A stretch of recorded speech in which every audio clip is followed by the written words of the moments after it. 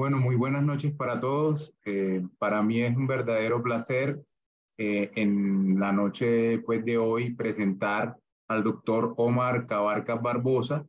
El doctor Omar es médico de la Universidad de Cartagena, especialista en medicina interna también de la Universidad de Cartagena y egresado del programa de nefrología de la Universidad de Antioquia. Actualmente el doctor Cabarcas se desempeña como profesor de pregrado y posgrado de nefrología de la Universidad Simón Bolívar en Barranquilla y trabaja en el servicio de trasplante de riñón y nefrología crítica de la Clínica de la Costa en Barranquilla. El doctor Cabarcas nos va a hablar hoy de la enfermedad mineral ósea en el post-trasplante y esperamos que nos resuelva las principales dudas y los principales tópicos de esta condición que, como por todos es conocida, no termina una vez el paciente es trasplantado.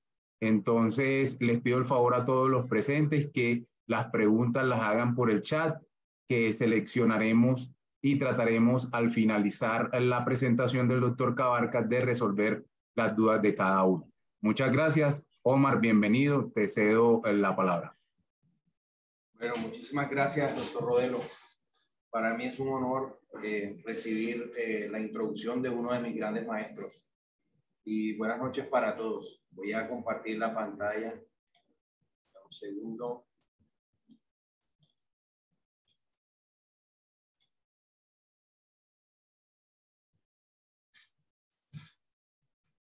Bueno, en los próximos 45 minutos les pienso hablar acerca de los aspectos más importantes del enfoque que debemos hacer con los pacientes que una vez se trasplantan, presentan alteraciones del eje óseo mineral.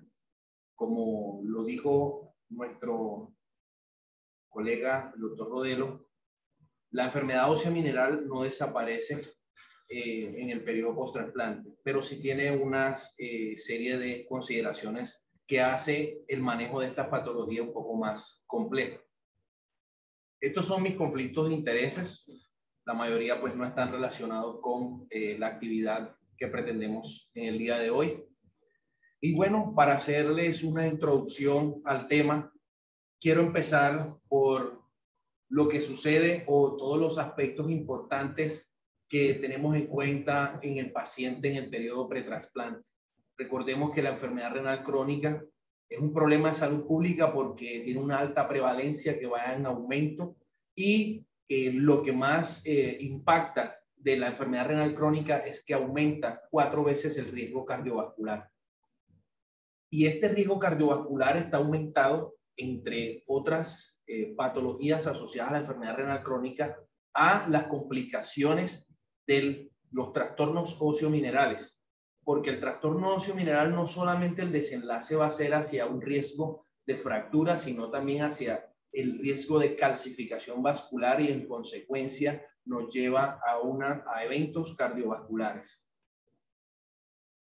Este es un trabajo que es local, es de Colombia, publicado en Medellín de un programa de nefroprotección, donde se identificaron en 1.756 pacientes de este programa, un 78.16% de pacientes con deficiencia de vitamina D, con hiperparatiroidismo secundario en un 63.67%, hiperfosfatemia en 12.38%, y todas estas alteraciones iban aumentando en su prevalencia en la medida en que iba progresando el estadiaje. Desde estos momentos de la enfermedad renal crónica vemos cómo las complicaciones se van aumentando y evidentemente el riesgo cardiovascular de estos pacientes aumenta, al punto que la mayoría de los pacientes no llegan al estadio final, donde ya se requiere de terapias sustitutivas renales. Y cuando llegamos a la fase final, que es en la fase donde los pacientes están en terapias de diálisis, sea hemodiálisis o diálisis peritoneal, vemos que la mortalidad y la morbilidad de estos pacientes es bastante significativa. hay trabajos bastante antiguos, pero muy relevantes, de cortes de la década de los 90, donde nos muestran cómo los niveles de calcio, fósforo y de PTH están íntimamente relacionados con la mortalidad y con la tasa de hospitalización de los pacientes. Hay trabajos donde reportan alrededor de una tasa de mortalidad de 19.5% al año. Y como podemos ver, este riesgo de muerte, en la medida en que va aumentando la elevación de la medida en que se va dando una elevación de los niveles de PTH y los trastornos del calcio y del fósforo, la mortalidad va siendo aún mucho mayor. Y bueno, nosotros llevamos a los pacientes a trasplantar buscando recuperar la mayoría de las funciones biológicas. Dentro de ellas está la regulación de ese eje óseo mineral.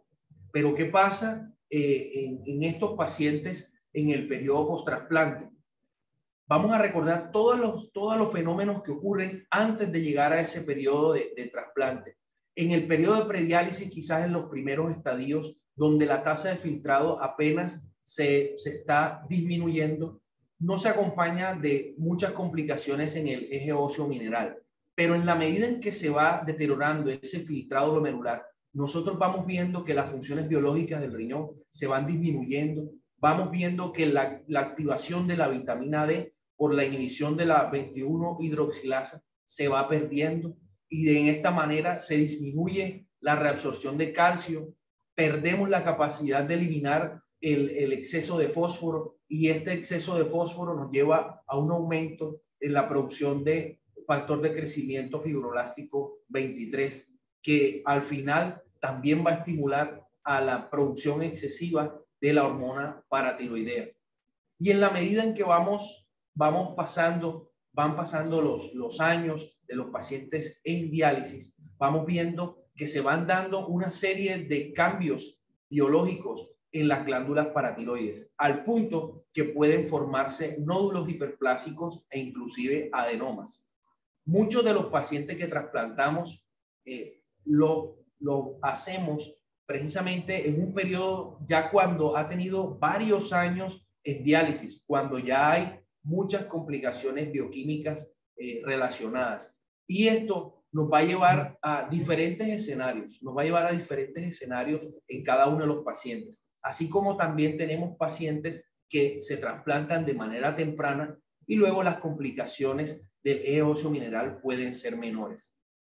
Después de que se trasplanta, al nosotros recuperar por el tejido renal de este injerto, empezamos a recuperar algunas funciones biológicas, empezamos a notar que por el exceso de del factor de crecimiento fibroblástico, por el exceso de la hormona paratiroidea, esto nos va a llevar a que se aumente la reabsorción de calcio, generándonos hipercalcemia en muchos pacientes, hiperfosfatemia también, y además se le suman los posibles efectos que tienen los inmunosupresores sobre el metabolismo óseo mineral.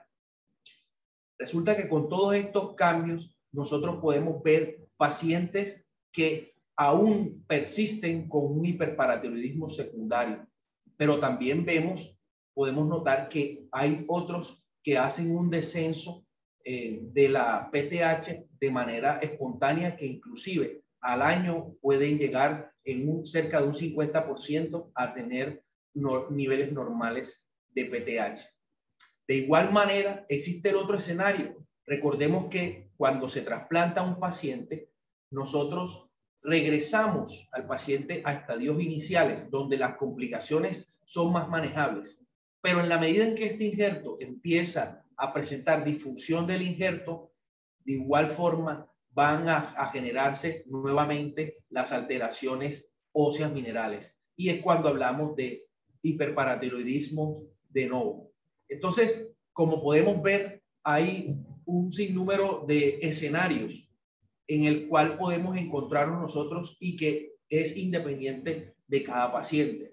Es posible, hay algunos factores de riesgo que llevan a que haya un tipo de expresión frente a otro, pero aquí es donde se encuentra el reto para el nefrólogo. De igual manera, vemos, pues aquí está descrito la enfermedad ósea mineral de alto recambio, pero recordemos que también hay otros patrones, la enfermedad ósea adinámica o inclusive enfermedades mixtas. Pero se nos suma otro problema también, y es el siguiente: el efecto de los glucocorticoides.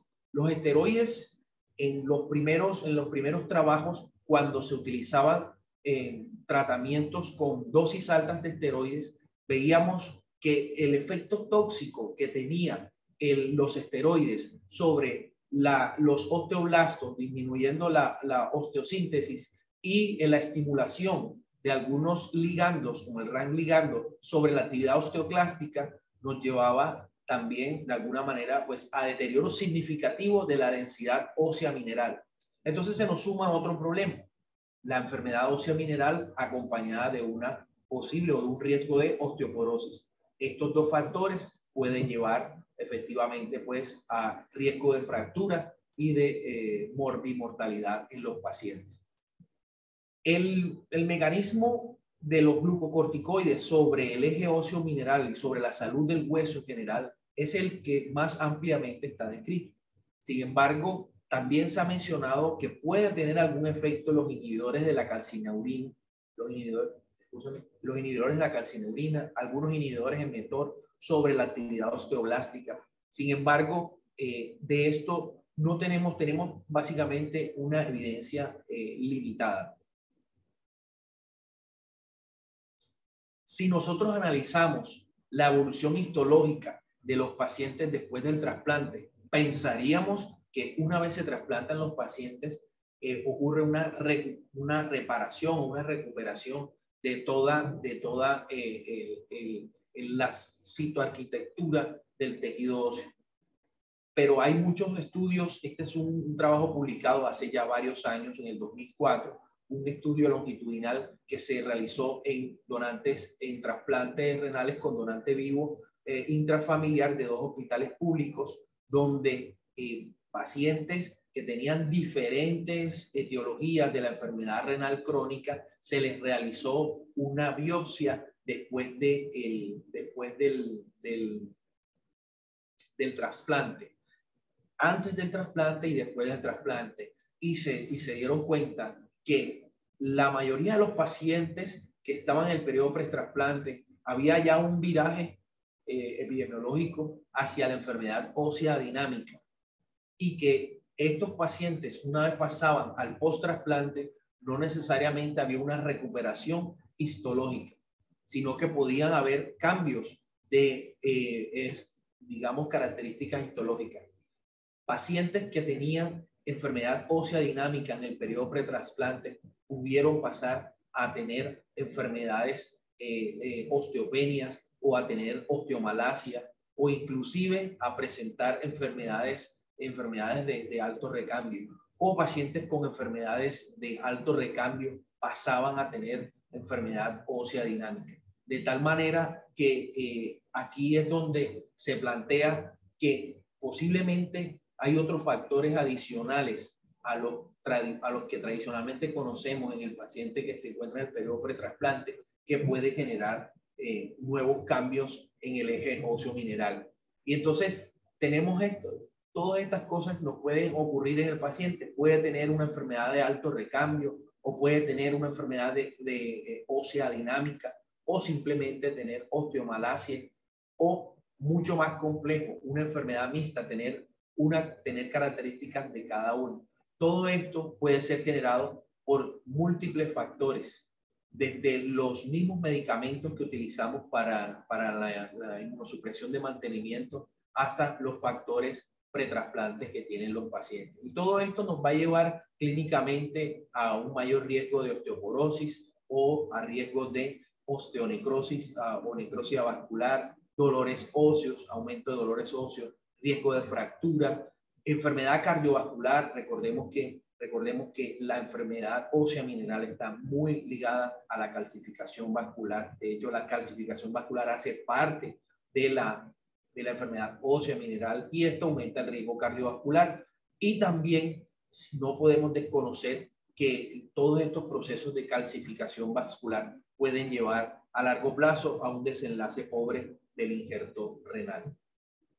En nuestra experiencia en la Clínica La Costa tenemos un grupo hasta el momento de una corte pequeña, desde el momento en el que hicimos este análisis de 55 pacientes trasplantados de donante vivo y donante cadavérico, y queríamos saber cómo se comporta, cuál es el comportamiento metabólico del eje óseo mineral en nuestros pacientes. Y encontramos que la mayoría de los pacientes que en el periodo pretrasplante tenían niveles elevados de PTH, en la medida en que iba pasando los meses de seguimiento, estos trastornos iban disminuyendo.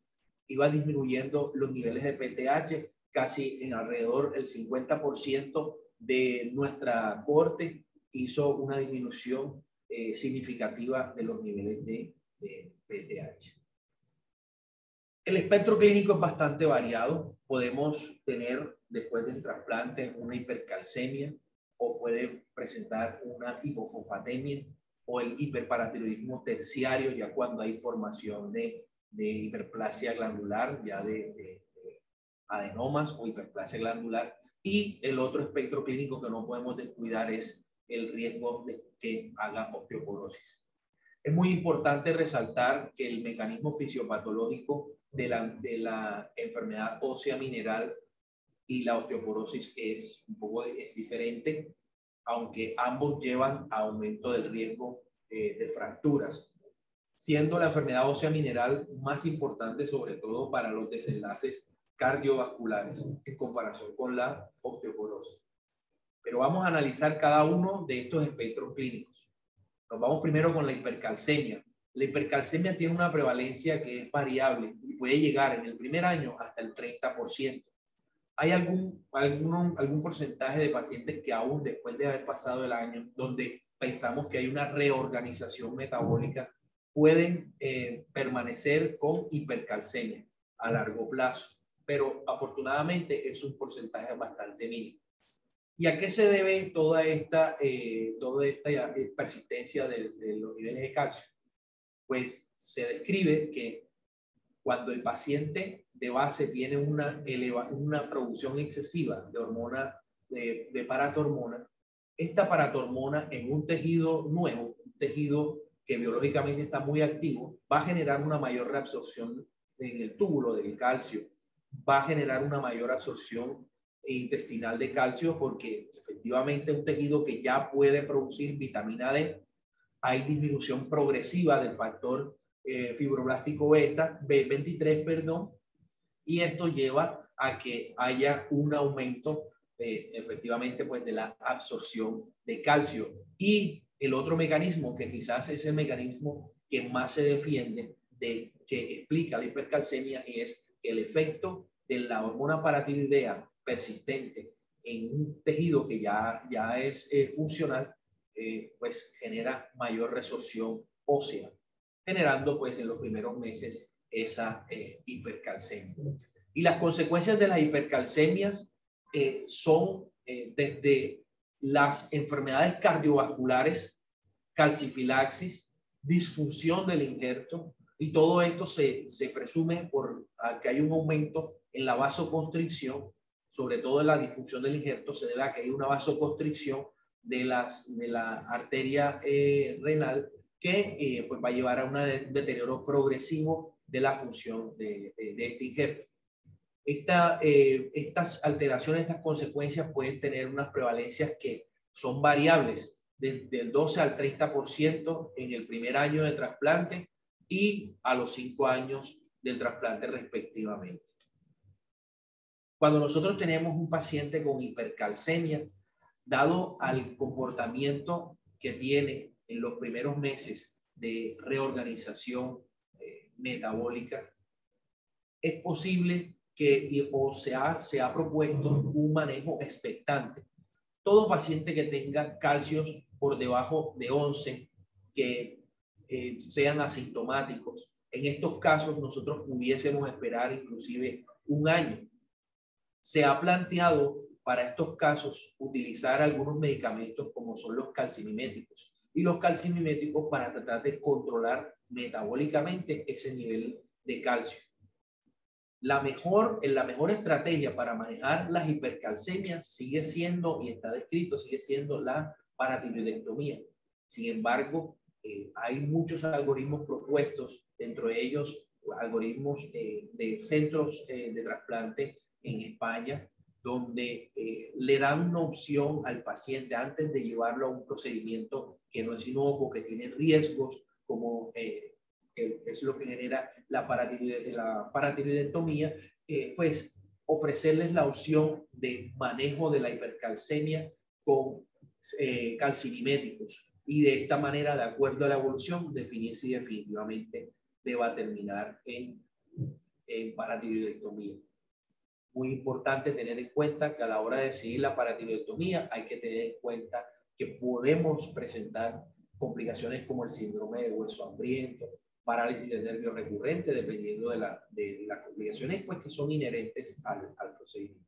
Y algunos trabajos han planteado que pudiese estar asociado al deterioro de la función del injerto. Son varios estudios que se han publicado en relación a esto, son estudios observacionales, pero que cuando son sometidos a metaanálisis, se llega a la conclusión que definitivamente no es muy importante ese efecto sobre la función del injerto. Entonces la conclusión es que la paratiroidectomía en realidad no ha demostrado que vaya a generar un efecto negativo sobre la función del injerto. De tal manera que pues nosotros, por lo menos en nuestro centro, somos de una actitud un poco más expectantes inicialmente, y posterior a un tratamiento de 6 meses, no superior a los 12 meses, definimos si el paciente definitivamente debe ir a paratiroidectomía. Entonces nosotros nos acogemos a este algoritmo propuesto por el doctor Torregrosa y colaboradores, donde todo paciente con calcio por encima de 10.5 y PTH por encima de 120 picogramos sobre mililitro, le damos inicio de calcimiméticos y vamos aumentando la dosis de acuerdo a la respuesta y de acuerdo a la tolerancia. Eso es algo también muy importante, porque no todos los pacientes tienen tolerancia a estos medicamentos, generan muchos síntomas gastrointestinales. Y si a pesar del tratamiento no conseguimos bajar los niveles de calcio y controlar un poco los niveles de PTH, pues pasamos ya a la paratiroidectomía. La hipofosfatemia es otra de las manifestaciones que podemos encontrar, sobre todo en las primeras semanas. La hipofosfatemia en el 90% de los casos se puede presentar. Por fortuna es un fenómeno autolimitado y que no requiere mayores intervenciones. Se ha propuesto utilizar suplementos orales, sobre todo cuando tenemos fósforos por debajo de 1.5, y sobre todo en aquellos pacientes que tengan algunos factores que lo confieran o lo encasillen dentro de un paciente con fragilidad. La hipofosfatemia, por fortuna, en la medida en que van pasando las semanas y se va disminuyendo los niveles de factor de crecimiento fibroblástico 23, la hipofosfatemia se va corrigiendo efectivamente. Recordemos que el FGF23 tiene un efecto olfatúrico importante, y es por esto que ocurre eso en las primeras semanas. En el hiperparatiroidismo persistente, hemos visto cómo muchos pacientes de manera espontánea pueden experimentar descensos de los niveles de PTH. Por cualquier circunstancia, pacientes que los teníamos en protocolo en lista de espera, terminan un protocolo de trasplante, por cualquier circunstancia no son llevados a paratiroidectomía. Después del trasplante presentan una mejoría espontánea de los niveles de PTH.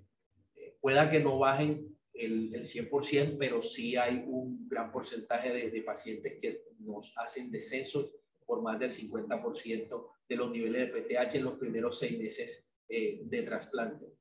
Es muy importante que tengamos en cuenta que en estos pacientes también puede acompañarse de bajos niveles de vitamina D.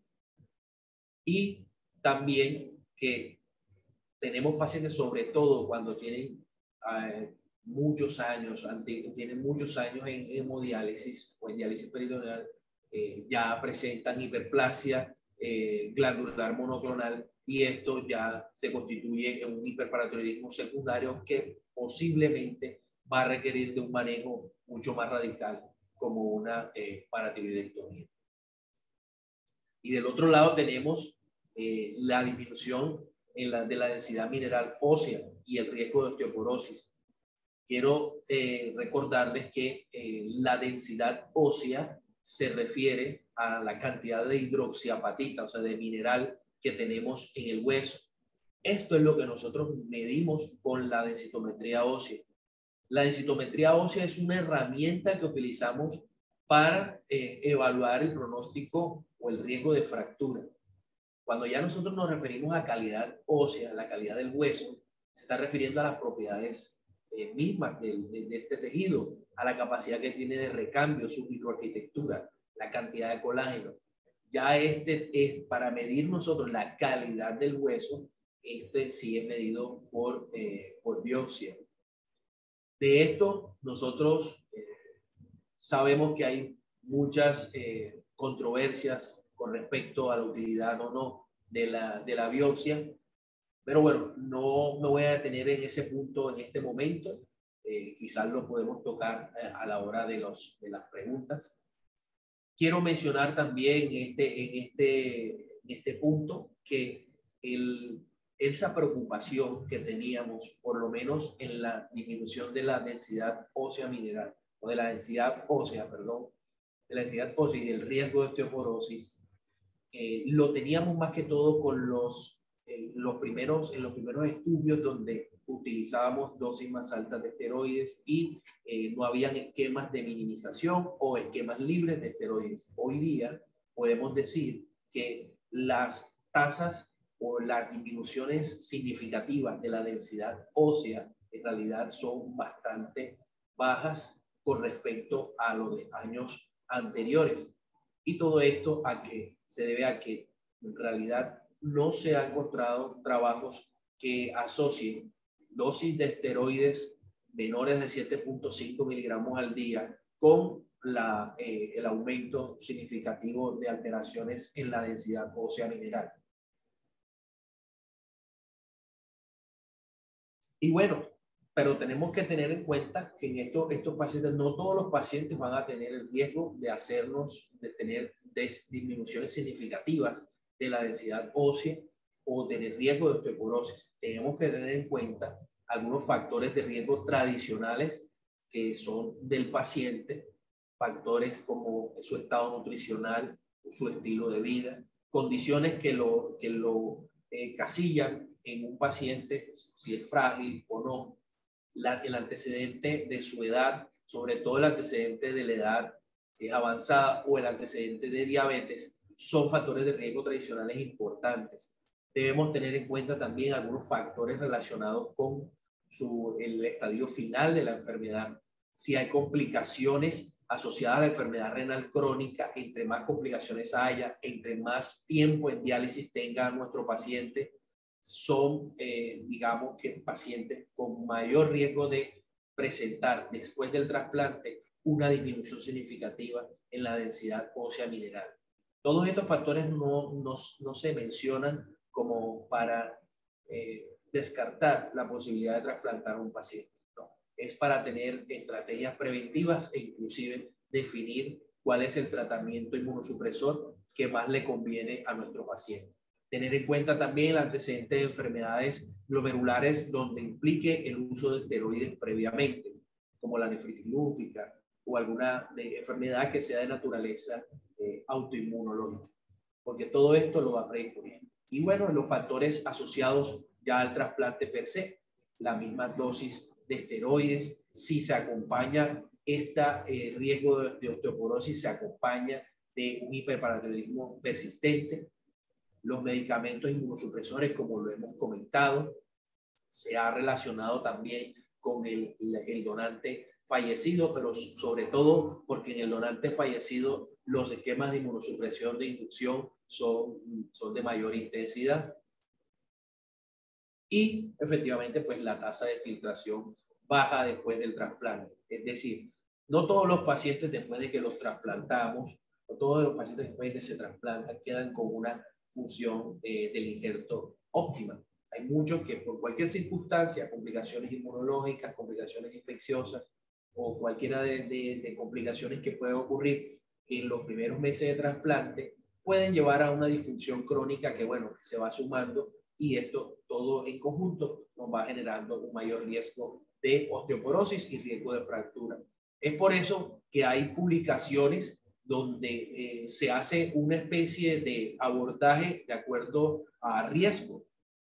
Entonces tienen en cuenta que un paciente después de ser trasplantado se utilizan dos herramientas, la evaluación bioquímica y una evaluación de riesgo de fractura. Se realiza entre los 2 a los 4 meses post-trasplantes. A todos los pacientes, como estrategia preventiva, se les ofrece, pues, se les debe ofrecer intervenciones en su estilo de vida, darle mucha educación nutricional, ejercicio donde pueda recuperar masa muscular y de esta manera el paciente no esté en una condición de fragilidad. Además de todas las recomendaciones en cuanto a la ingesta de calcio y cualquier medida que nos lleve a una disminución o que nos lleve a la prevención de las decaídas.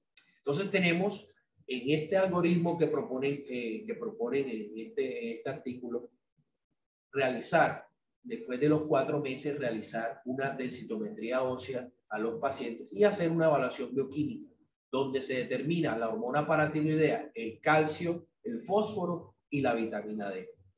Si nosotros tenemos una PTH que está por encima del valor normal 2 veces con un calcio elevado, podemos darle opción a iniciar el calcimimético para el manejo de la hipercalcemia.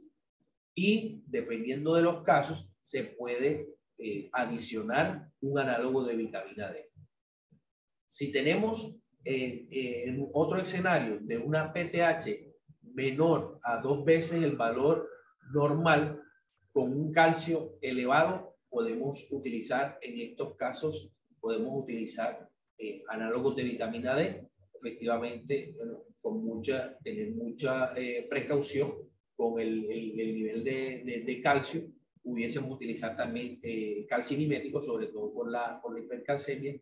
Si tenemos pacientes con hipofosfatemia, es darle tiempo, un manejo muy expectante o alimentos ricos en fósforo. Algunos han recomendado, han descrito, pero en realidad no tiene mucha indicación el uso de calcimiméticos, sobre todo por su efecto sobre las concentraciones de fósforo y de calcio. Y todos los pacientes que le hacemos evaluación bioquímica en los primeros meses deben tener una medición de vitamina D, porque solamente con hacerle suplemento de la vitamina D con el colecalciferol, nosotros podemos lograr una mejoría en los niveles de PTH, o por lo menos una mejoría, pueda que no significativa, pero sí a un punto que pueda evitar utilizar otro tipo de tratamientos. A esto nosotros le sumamos el riesgo de fractura, y si los pacientes tienen riesgo de fractura, le sumamos marcadores de recambio óseo. Estos marcadores de recambio óseo son para decidir si le iniciamos agentes antirresortivos o si por el contrario tenemos una enfermedad de bajo recambio, que antes lo que nos estaría sugiriendo es que utilicemos agentes anabólicos. Este es el punto más difícil de manejar, me parece a mí, en mi experiencia, porque aquí la decisión debe ser una decisión conjunta con reumatología y endocrinología, en el sentido que hay muchas áreas de incertidumbre en cuanto a qué es lo que debemos hacer, y tampoco tenemos tratamientos que tengan una evidencia bastante robusta que nos deje o nos permita utilizarlos con seguridad. Es por eso que vemos que el CADIGO, desde hace muchos años, ya en publicaciones bastante, ya de varios años, nos recomienda que en los pacientes, en los primeros 12 meses post trasplante, que tengan tasas de filtrado por debajo de 30 y que tengan densidad ósea mineral baja, solamente ofrecerles análogos de vitamina D, suplemento de calcio y los bifosfonatos con un nivel de evidencia bastante bajo. Desde esta recomendación no contemplan el uso de biopsias de hueso para tomar decisiones de tratamiento o para esclarecer un diagnóstico, salvo el caso que estemos sospechando que estamos ante una enfermedad ósea adinámica. En el tratamiento de las osteopenias y la osteoporosis, los calcimiméticos no han mostrado que tengan un efecto favorable sobre disminuir el riesgo de fractura o sobre mejorar la densidad ósea o inclusive mejorar las calcificaciones vasculares. Básicamente, el efecto que tiene el calcimimético es más metabólico, es más bioquímico en cuanto al control del calcio y el control de la PTH. Pero sobre los demás cambios que nos generan desenlaces cardiovasculares, no tenemos mayor evidencia. Se ha planteado, y sobre todo, digamos que la mayoría de los centros lo plantean como un uso potencial, como un puente a una posible paratiroidectomía. Los pacientes, cuando les indicamos bifosfonatos, siempre ha habido una preocupación histórica del riesgo de enfermedad ósea dinámica en los pacientes después de trasplante, que se les inicia tratamiento con bifosfonatos por el riesgo de enfermedad ósea dinámica que nos fue mostrando unos primeros trabajos que eran trabajos pequeños con respecto a este desenlace. Sin embargo, hay estudios, el estudio más grande relacionado con el uso de bifosfonatos, Márquez y colaboradores, nos dice que pues, ese miedo que teníamos de manera tradicional en realidad no es tan así. El riesgo de enfermedad ósea dinámica en realidad es marginal.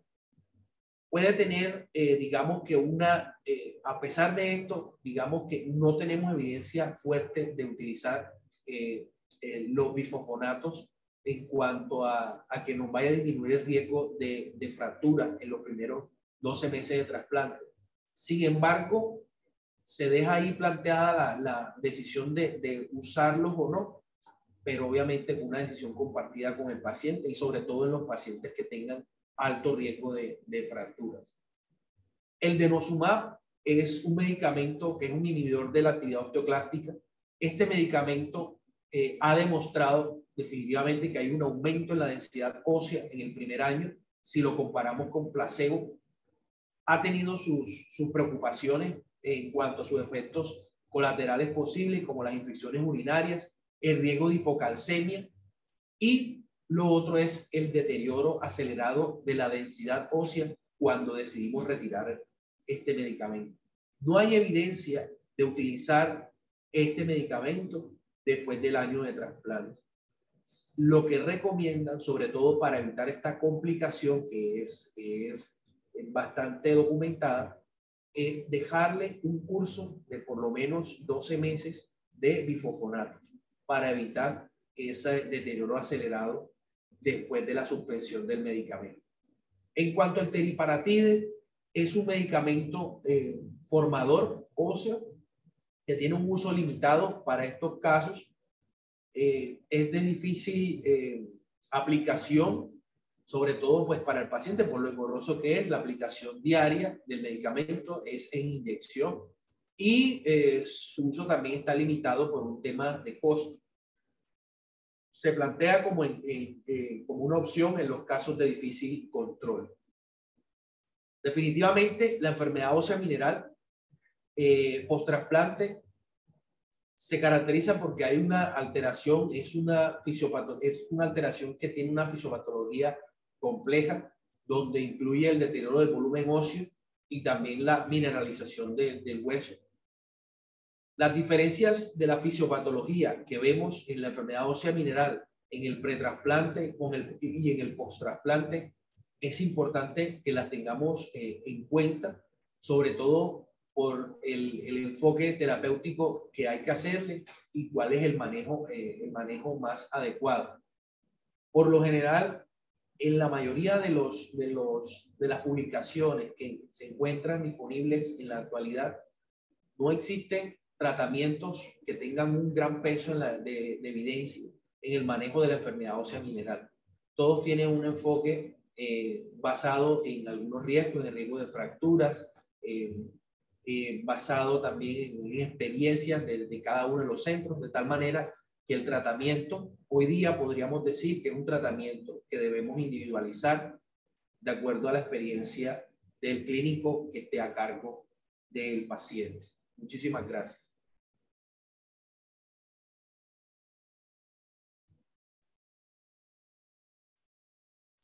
Muchas gracias, Omar, por tu excelente presentación. Pasamos ahora a las preguntas del público. Por acá en el chat veo una pregunta que nos hace Elkin José Mendoza. El doctor pregunta que si estás utilizando algún marcador de resorción ósea en la práctica clínica durante el seguimiento de los pacientes con trasplante renal. Pues aparte de los exámenes bioquímicos para el seguimiento de los trastornos minerales óseos, que si utilizas algún marcador de resorción ósea. Bueno, esta es una pregunta muy importante porque esto es un tema, bueno, ha sido un tema de discusión, sobre todo en cuáles serían, o sea, si nos podemos apoyar sobre todo por la limitación que tiene o que se plantea de la densitometría ósea, sobre todo en los pacientes renales, y si tienen tasas de filtrado por debajo de 30, con mucha más razón, se han planteado el uso de estos marcadores para mirar marcadores de resorción. Esto en la práctica nosotros no utilizamos marcadores de resorción. Ay, se me perdió aquí en la práctica clínica no estamos utilizando marcadores de resorción óseas diferente a la fosfatasa, al nivel de fosfatasa alcalina. No lo utilizamos como para hacer marcadores de resorción ósea, como para hacer un seguimiento. Nos seguimos básicamente por la ganancia de la densidad ósea mineral a través de seguimientos con densitometría ósea en los casos que estemos hablando de osteoporosis, efectivamente. Que estemos hablando de osteoporosis o osteopenia. Eso básicamente con lo de los marcadores. En la enfermedad ósea mineral, pues no utilizamos estos, sino que nos vamos solamente mirando los niveles de calcio, los niveles de PTH. O sea, Omar, si te entiendo bien, entonces, aparte del examen bioquímico y de la fosfatasa alcalina, no tenemos telopéptidos ni ninguna de estas otras cosas, ni marcadores como para definir el grado de resorción del paciente y clasificarlo como lo pusiste, si era de alto recambio o bajo recambio, más allá de los valores de PTH y bioquímicos. Exactamente, no utilizamos los marcadores de los péptidos C, no lo utilizamos o como para que sea como una herramienta de seguimiento de que esté mejorando o empeorando el cuadro. Básicamente se sigue utilizando, a pesar de las limitaciones, se sigue utilizando la densitometría ósea, como lo digo, en osteopenia y osteoporosis. En el paciente trasplantado renal se sigue utilizando es la densitometría, mirando es la ganancia. No nos seguimos no se recomienda pues seguirnos solamente por los valores de Z-score y de T-score, sino la ganancia de densidad ósea. Este es un punto de discusión en la práctica clínica. De hecho, se pueden revisar las guías de manejo colombianas del manejo de la osteoporosis en todas las poblaciones, incluyendo renales, y no se plantea estas herramientas bioquímicas para seguimiento. ¿Ya? Son herramientas que tenemos que, pues, en los artículos lo mencionan como algo teórico que puede tener utilidad, pero en realidad en la práctica clínica no lo usan. De acuerdo. Y